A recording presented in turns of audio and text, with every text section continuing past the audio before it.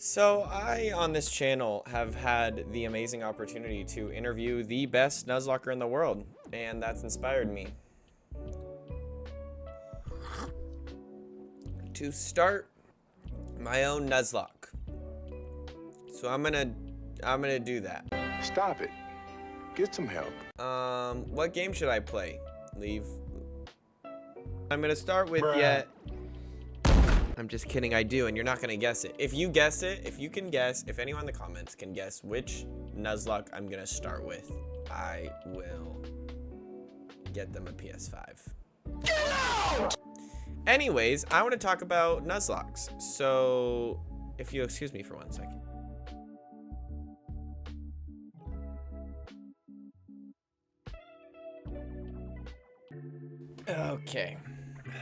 Okay. Nuzlockes. Again, on this channel, I have had the opportunity and pleasure to interview one of, if not the best Nuzlockers in the world. Damn! Self-titled? Self-proclaimed best Nuzlockers in the world. And I also interviewed one of the most well-known Pokemon content creators in the world. And, you know, maybe I'll play some Unite later too. I actually did. I'm actually not lying about that. It wasn't for me, but I did play. Anyways, Nuzlockes. I'm gonna start one. And so with that, I wanted to do kind of a deep dive. Wow, this whiskey is hitting. This is why I started doing coffee during these. This is not good. Anyways, so I wanted to do a deep dive into the psychology of Nuzlockes. And what I mean by that is not necessarily like the individual brain, but more why do people enjoy them and why do I enjoy them? I've played multiple and I love them. You can do it! But what is it specifically about the Nuzlocke that people enjoy so much? So I have 5 specific topics. I have escaping routine, embracing loss, control and mastery, community and shared experience, and then beyond the game. So the first and foremost thing when I think about a Nuzlocke is the idea of self-improved rule set. So first and foremost, I haven't been streaming that much. Just because I don't, full transparency, I think I just enjoy YouTube more than streaming, but I still stream because I think it's fun to engage in 2 different mediums. But I haven't currently been doing any streaming because I've been playing Clair Obscur. It fully swept at the Game Awards, thought I'd give it a try heading into 2026. Happy New Year. And so I am, and I'm loving it. But when it comes to video games and beating the likes of Elden Ring, Dark Souls, these Souls-like games, Lies of P, these really difficult like learning curve games, I've come to find that I just love them. I just love them so much. So when booting up Clair Obscur, I booted up Expert mode. I didn't even really think twice about it. There's 3 different levels. It's Story, Expedition, and Expert. And I went straight into Expert. What? I want the parries to be tough. I want dodges to be tough. I want timing to be cool. I want to feel like I want to feel good about winning. And that's for me. Like, that's why I do it. If I just played it on regular difficulty, not to say that the game would be easy, because the game's never easy, but I don't think I'd have the same accomplishment. It's in the same way that in God of War, I play straight on give me God of War. I don't want anything else. Not to say God of War is an easy game on regular difficulty, but these games are designed to test your skill if you let them. And so I want to let them. And so it's the same thing with that. When it comes to the vanilla or basic Pokemon experience, it's super predictable and there's super low stakes. I can just solo run with my Charizard in Fire Red, constantly pumping revives and full restores into it, flamethrowing everything that comes in that I come into contact with. And it wouldn't be difficult. In fact, what 10-year-old kid didn't do that. And so with that, I would say the Pokemon experience can be quite boring. So when we talk about the first point, escaping routine, we want to get out of that. We want to Nuzlockers. I say we. I'm not really a Nuzlocker, but I'm going to Nuzlocke. But when I talk about escaping routine, the Nuzlocking experience wants to be different. And so when it comes to the basic experience, Nuzlockers want to remove the kind of basicness or the easiness of it and do these self-imposed rules. I remember when Scarlet and Violet came out, very first thing I did, blind Nuzlocke. Permadeath, 1 Pokemon per route. That's what I wanted to do. Did I actually like hold to a Nuzlocke rule set? No. Did I? Do you just want attention right now? For those that don't know, she just jumped onto my lap. This is my cat, Toothless. You just want attention, or? Okay. So with that, you have. I didn't fully hold to a Nuzlocke, but Scarlet and Violet, I decided to only have 1 per route, only new Pokemon. I had a different rule set, but just to make the game a little bit more challenging, but a little bit more fun was my idea. Okay, what? Great. Sounds like feels like she's gonna be needy this time around, but that's okay because it shows love. And so the first idea of the Nuzlocke is the permadeath. It's an increased difficulty, and it just, for me and other people, just makes the game more fun. Again, Nuzlockes are a little bit different than like a Give Me God of War, or playing Lies of P on the hardest difficulty, or playing Claire Obscure on the hardest difficulty. Baby, I can't have you break my mic. So it's just an increased difficulty, but like a Give Me God of War, a Lies of P hardest difficulty, expert mode on Expedition 33, even though I haven't beat it yet. These things are a difficulty that you put into the game to make it harder, right? I think about when Pokemon Company tried this with challenge mode on, I think it was Black 2 or White 2, or it could have been both.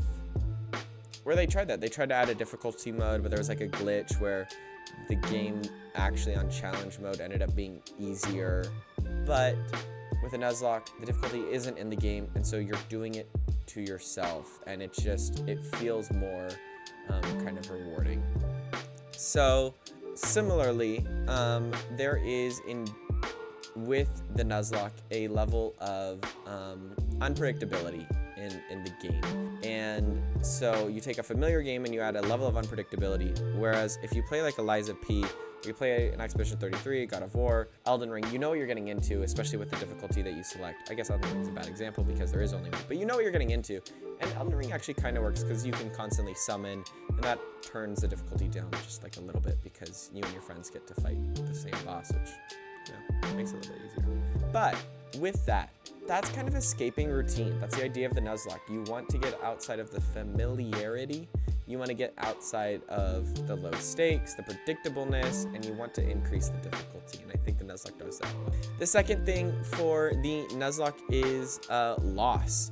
Permadeath definitely changes how you play the game. I think about this one Nuzlocke I was doing, a friend of mine, we were playing an X and Y Soul Link randomizer, where we just made everyone harder, like every trainer harder. We randomized what type the gym leaders were, but kept them one type. And we allowed trainers to send out megas without a mega stone, things like that. So it actually was a really tough game. But in the Soul Link, I remember the first gym, Viola's Bug Gym, was actually Steel for my game. And I had to fight 4 Steel type Pokemon, all at level like 12. 13, but also steel type Pokemon are not weak.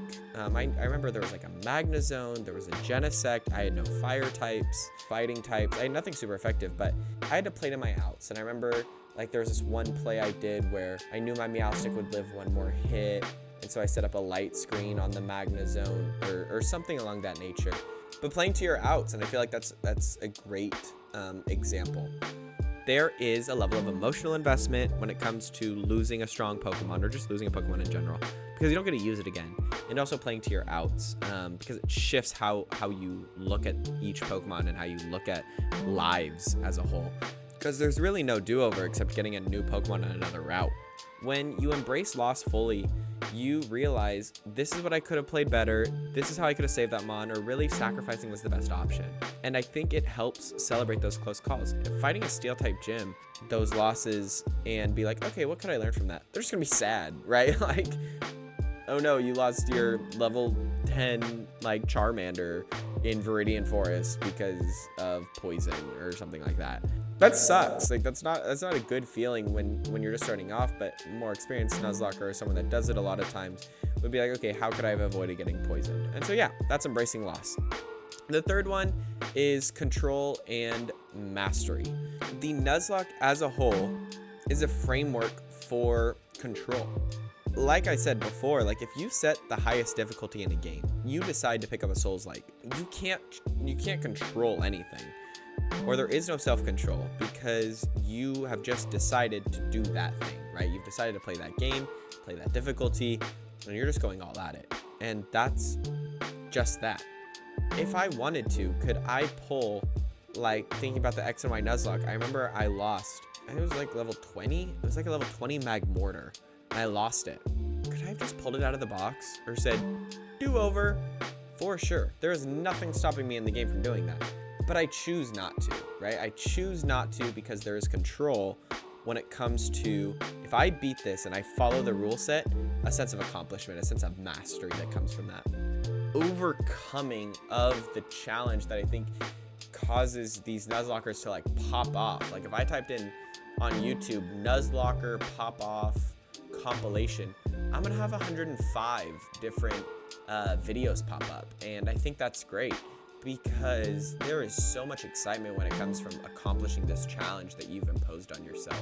The control of choosing to have the satisfaction from self-control of choosing this rule set for yourself. And that brings me to the final thing, is the shared experience.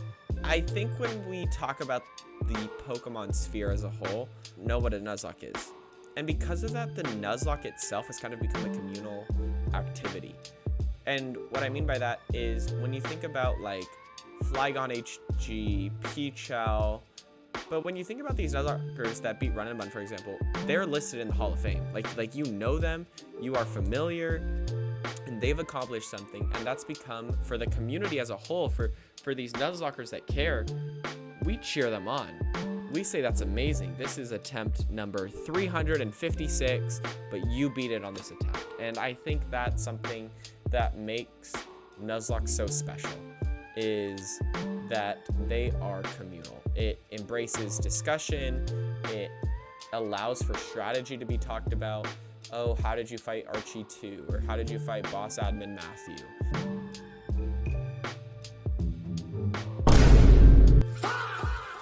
That went down the wrong pipe, and so I might cough, but I'm trying not to. Anyways, so with that, right, like, there is so much strategy that can be discussed. There is a like-minded struggle that happens from these games and from talking about them. There's a bond that's formed over these struggles, and the validation from the community of, hey, you beat Run and Bun, you're in the Hall of Fame, you did it, you brought a unique, for example, and something about that. If you're not familiar with the uniques, it's okay.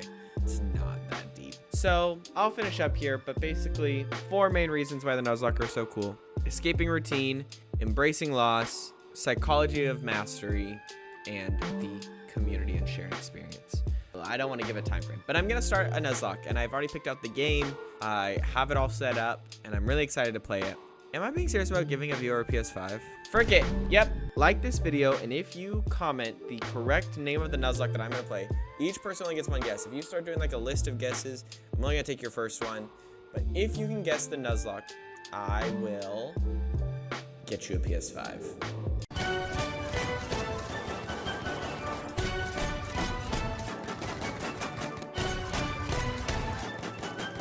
With that being said, I'm not gonna say whether it's a mainline game or a ROM hack, but I am beyond confident you're probably not gonna get it.